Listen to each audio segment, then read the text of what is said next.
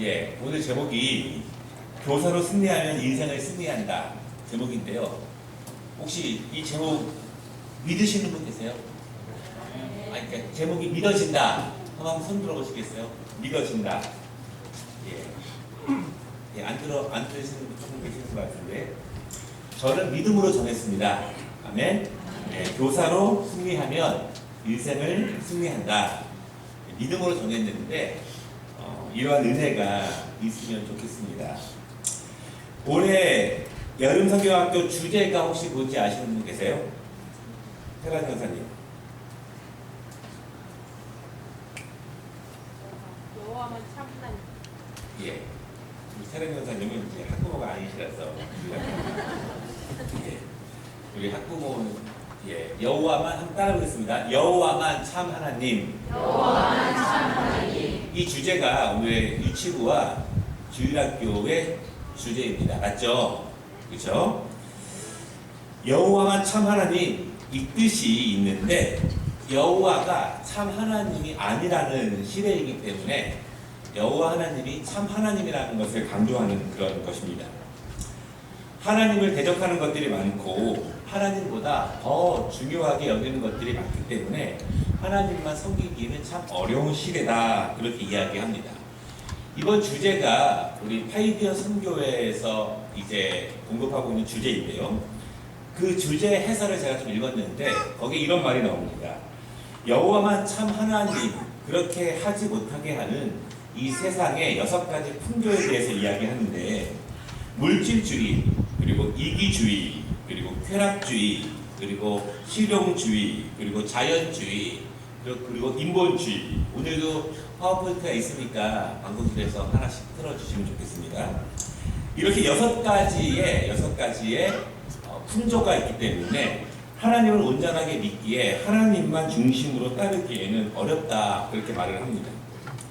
이것들이 이 세상에서 지금 주된 가치들이고 주된 문화들입니다. 이런 현상들을 따르지 않으면, 이런 현상들을 터부시 여기면 시대에 뒤떨어지고 보수적인 사람으로 평가받는 그런 시대다라고 하는 것이죠. 절대적인 가르침과 절대적인 가치를 따르지 않고 각각 자기 옳은 세대대로 믿고 있고 판단하고 그대로 살아가는 그런 세대입니다.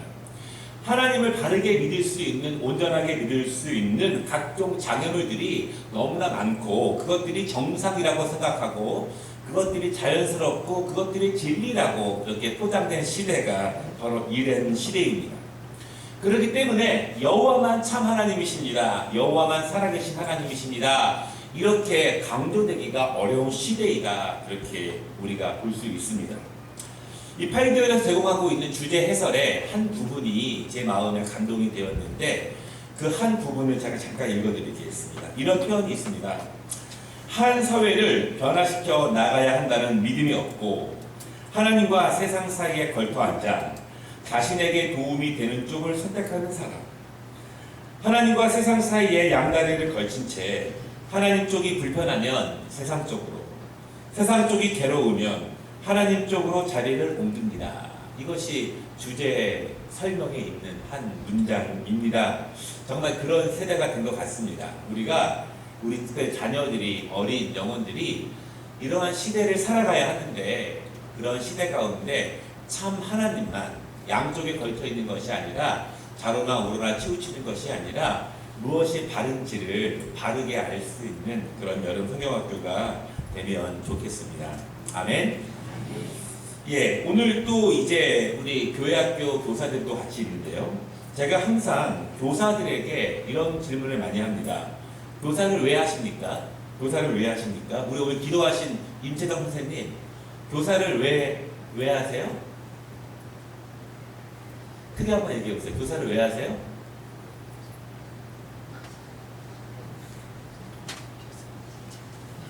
교사를 왜 하시냐고요? 안 들리죠? 기도를 은혜롭게 했기 때문에 한번 물어보는 거예요. 교사를 왜 하는지. 제가 교사들에게 물어봅니다. 교사를 왜 합니까? 이유가 여러 가지 있지 않습니까? 목사님이 겉면에서 하라고 하니까, 또 은사가 있어서. 그런데 저는 단연코 교사를 왜 하는가? 교사는 성장하기 위해서 한다. 그것이 가장 성경적인 길이라고 생각합니다. 그리스도인들은 성장해야 합니다. 그리스도인들은 그리스도의 장성한 분량까지 성장을 해야 되고 우리가 주님을 닮아가는 목표를 가지고 강건해져야 하는데 성장하는 데 있어서 교사만큼 좋은 교회 사역이 별로 없는 것 같습니다. 왜냐하면 교사는 기본적으로 말씀에 정통한 사람들이 돼야 되고 교사들은 말씀을 가르치는 사람들이기 때문에 말씀을 준비해야 하고 그 말씀이 먼저 자신들에게 이루어지기 위해서 애쓰고 기도하고 또한 노력하는 사람들이어야 합니다. 그 자체가 교사들을 성장으로 인도합니다. 여러분, 누군가에게 말씀을 가르치는 사명이 그래서 굉장히 힘들기도 하지만 굉장히 축복됩니다. 내가 의무적으로라도 책임으로라도 말씀을 한 번이라도 더 접해야 되고 그것을 위해서 먼저 기도해야 되고 조금이라도 그 말씀이 먼저 나에게 이루어지기 위해서 노력할 수밖에 없는 것이 교사의 사명이기 때문에 그것이 부담스럽고 힘들지만 그것이 교사들에게 축복이 되고 은혜가 되고 그래야 성장할 수 있다라고 하는 것입니다. 학교에 댕긴다고 성장하지 않습니다. 학교에 댕긴다고 해서 모든 지식이 그에게 들어오는 것이 아니라 그것을 내가 공부하고 소화하고 적용할 때 여러분 그 지식이 자기에게 들어오지 않겠습니까? 교사는 하나님의 말씀을 가까이 할 수밖에 없는 사명이기 때문에 그것이 무겁지만 교사를 성장으로 인도한다는 것을 믿으시기 바랍니다. 우리 오늘 왕소금 주일학교 교사들이 계시는데 우리 교사들이 더욱더 말씀을 사랑하시고 말씀을 읽으시고 그 말씀이 먼저 교사들에게 적용되기 위해서 분투하실 때 힘들지만 그것이 우리에게 영적인 성장의 통로로 나아간다는 사실을 믿으시기 바랍니다. 교사는 또한 성장하는 통로인 이유는 교사는 누군가를 위해서 기도하는 자리이기 때문에 그렇습니다. 우리가 여러분 교사가 부족합니다. 보통 이런 얘기를 많이 하는데 그러면 기도 안 하는 교사가 많은 것이 중요하겠습니까? 아니면 기도하는 교사가 한 명이라도 있는 것이 중요하겠습니까? 여러분 사실은 기도하는 교사가 한 명이라도 있는 것이 더욱더 중요할 수도 있습니다.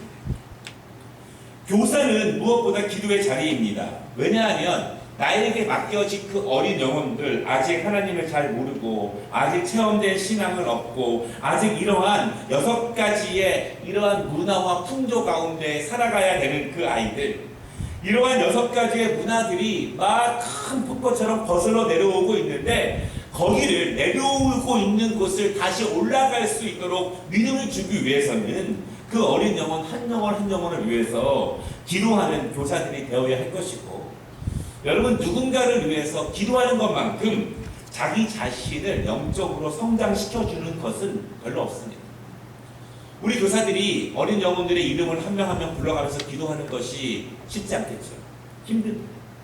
또한 더 되면 그 어린 영혼들의 연약함을 나의 연약함처럼 믿음으로 기도하는 것이 어렵습니다. 여러분 그렇지만 그것만큼 성장의 통로가 없다는 것을 또한 믿으시기를 바랍니다.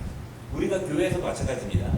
셀 리더라든가 셀 강사라든가 누군가의 양육을 책임 맡은 분들이 더 믿음으로 성장하기 쉽습니다. 왜냐하면 무거운 책임이지만 누군가를 위해 중보하고 그들에게 하나님의 은혜를 구하고 하나님의 역사하심을 구하고 그런 기도 가운데 하나님이 그런 기도자들을 축복하시고 기도자들을 성장으로 인도하신다라고 하는 것입니다.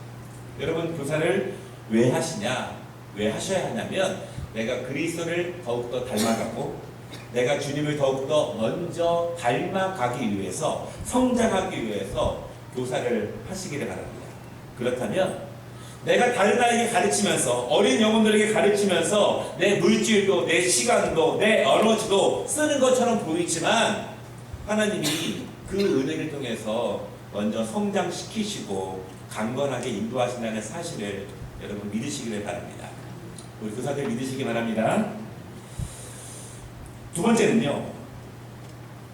오늘 제목이 교사로 승리하면 인생을 승리한다는데 이런 생각을 해봅니다. 우리 모든 믿는 사람들은 하나님은 어떤 사람을 쓰시는가, 하나님은 어떤 사람에게 복을 주시는가 이것에 대해서 늘 관심이 많습니다. 모두가 하나님의 능력을 받고 싶고 하나님이 우리 모두에게 좋은 기회를 주시고 또 우리에게 좋은 직장을 주시고 또한 좋은 앞날을 주시기를 원하는데 왜 하나님은 나에게 기회를 주지 않을까? 왜 하나님은 내 길을 열어주시지 않을까? 이런 고민들을 많이 합니다. 도대체 하나님은 어떤 사람을 쓰시고 어떤 사람을 세우시고 어떤 사람을 인도하시는가? 왜 하나님은 나를 인도하시지 않는가? 왜 내 인생에게는 복을 주시지 않고 왜 나에게는 그 길을 열어주시지 않는가? 나는 도대체 무엇이 부족한가? 나도 하나님의 축복과 하나님의 인도하심을 받고 싶은데 하나님이 어떤 사람을 쓰시고 하나님의 기준은 무엇일까? 오늘 우리가 함께 읽은 말씀이 다윗에 대한 말씀입니다. 하나님은 다윗의 무엇을 보시고 왕으로 삼으셨는가?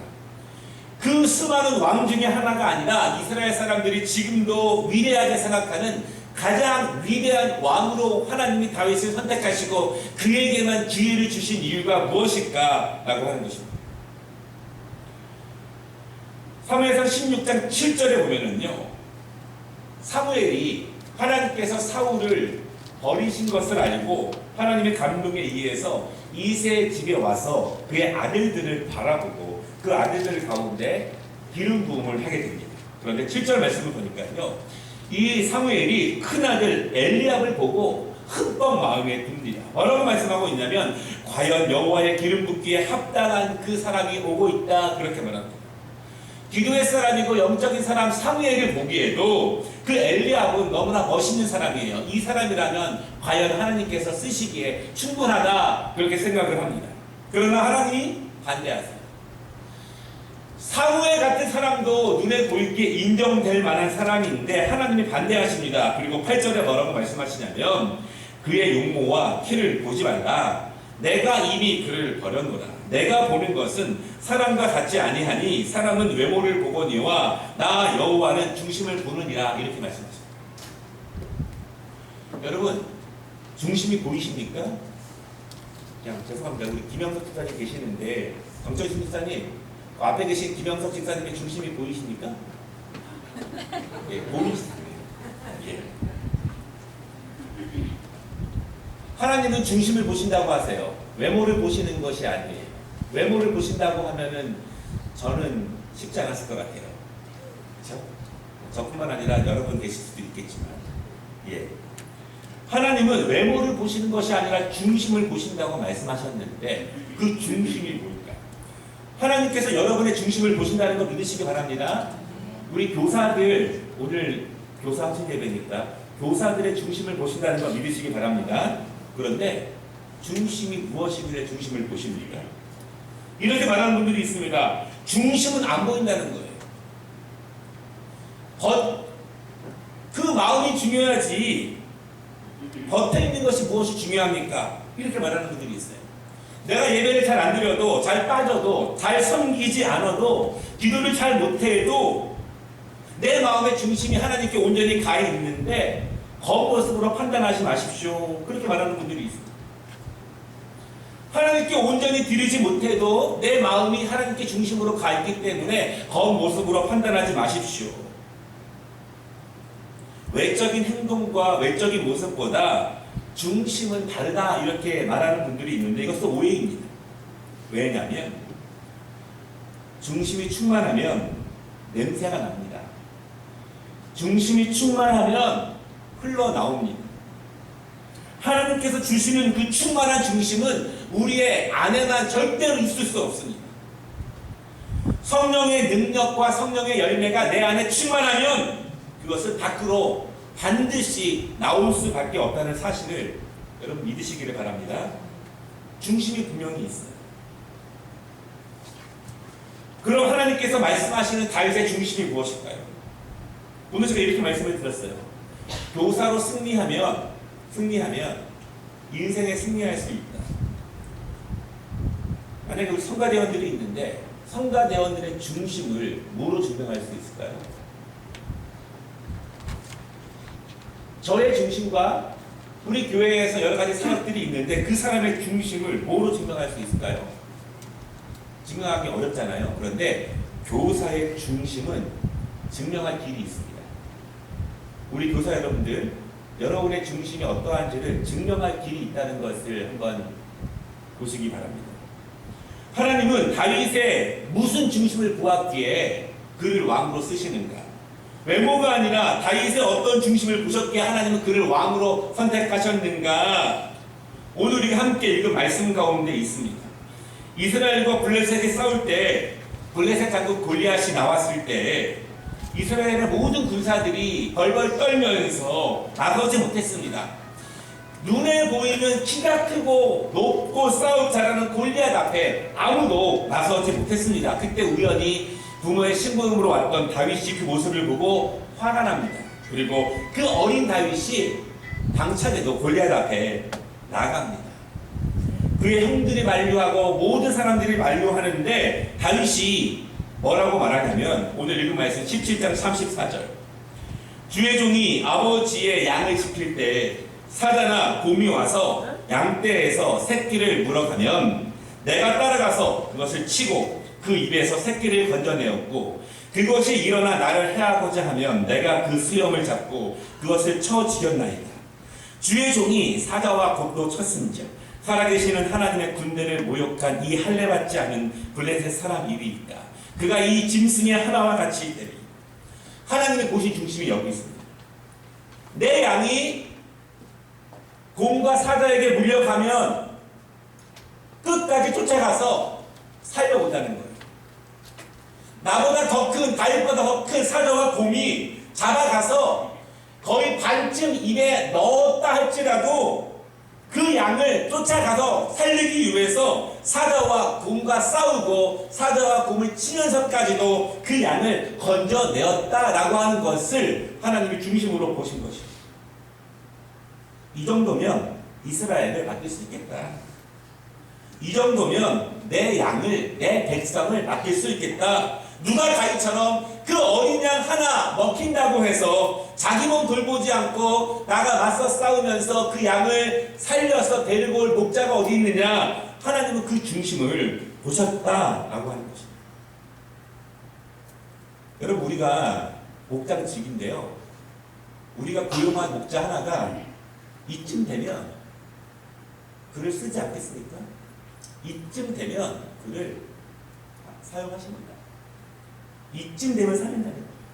그렇게 충성을 하면 그의 인생의 길이 열릴 수밖에 없다라고 하는 거죠. 교사는 축복의 통로입니다. 우리의 중심을 하나님께 보일 수 있는 좋은 기회예요. 내가 맡은 학생, 나에게 맡겨진 그 양, 큰 목자 되신 주님께서 우리에게 맡겨주신 어린 양들이 있습니다. 우리 학생들, 어린 청년들이 있고 어린 학생들이 있습니다. 주님이 교사들에게 맡겨주신 것입니다. 잘 키우라고, 잘 보호하라고, 잘 성장시키라고, 잘 인도하라고. 때로는 사자와 곰이 물어갈 수도 있다. 그때 맞서 싸워서 살리고 지키라고 우리에게 교사의 직분을 주시면서 그 양들을 맡기신 것입니다. 그 양을 데려오기 위해서 목자라고 운전하겠습니까? 피도 나고 머리도 깨지고 피 흘리면서 그 양을 데리고 오는 거예요. 여러분 내 양이 아니면 고용된 목자면 그냥 둘 수 있습니다. 주인에게 불가항력입니다. 내 힘으로는 어려웠습니다. 그저 곰이 너무 크고 사자가 너무 무서워서 저까지 죽을 수 있었습니다. 그냥 그렇게 한 마리쯤 죽고 많이 살리면 됐지 않습니까? 내 양이 아니면 그렇게 말할 수 있습니다. 제가 총각 때요. 저희 누나가 아기만 넷인데 연년생이에요. 연년생. 아줌마는 넷 연년생. 근데 저희 집에 잠깐 놀러 왔는데 한 셋째가 한 4살, 5살 됐을 때 동네에 나갔다가 잊어버린 거예요. 한 3시간 잊어버렸습니다. 3시간. 저희 누나가 정신이 반 나갔더라고요. 찾아왔는데 제가 아주 엉뚱한 소리를 했어요. 뭐라고 말했냐면 누나 4시나 있는데 이렇게 얘기합니다. 4시나 있는데 그쵸? 뭐 하나쯤 제가 그렇게 얘기했다니까요. 다윗의 중심을 하나님이 받아주셨기 때문에 목자로서 승리했기 때문에 다윗의 인생도 승리할 수 있었음을 믿으시기를 바랍니다. 우리 교사들 교사로 승리하면 그 중심을 하나님이 보시면 반드시 그 인생을 승리할 수밖에 없습니다. 믿으십니까? 우리 교회에서 저를 포함해서 누군가를 양육하고 누군가에게 말씀을 가르치고 누군가를 위해 기도하는 분들이 다 교사 아니겠습니까? 힘듭니다. 본이 돼야 되고 말씀대로 살려고 먼저 노력해야 되고 안 되지만 또 기도해야 되고 너무 힘들지만 우리가 누군가를 양육시키는 그 직책에서 승리하면 우리의 인생이 승리할 수 있다는 사실을 믿으시기를 바랍니다. 그러면 우리의 중심이 검증되는 거예요. 우리의 중심을 뭐로 검증하시겠습니까? 우리가 말하지 않지 않습니까? 그냥 참고 인내합니다. 그러나 하나님은 아십니다. 바라기는 특히 오늘 우리 왕소금 주일학교 헌신 예배를 맞이해서 우리 주일학교 학생들이 먼저는 이번 여름 성경학교를 통해서 유일하신 참 하나님만 만나는 축복의 시간이 되시기를 바랍니다. 또 우리 교사들이 그 일이 힘들고 어렵지만 교사에 승리하면 하나님이 그 인생을 책임져 주신다는 사실을 믿고 경험하고 체험하는 그 시간이 되시기를 바랍니다. 또 우리 교회에서 누군가를 위해서 기도하시고 양육하시는 분들 너무나 어려운 직책이에요. 그런데 하나님이 우리의 중심을 통해서 우리의 인생을 책임져 주시고 인도하실 것을 믿으시기 바랍니다. 기도하겠습니다.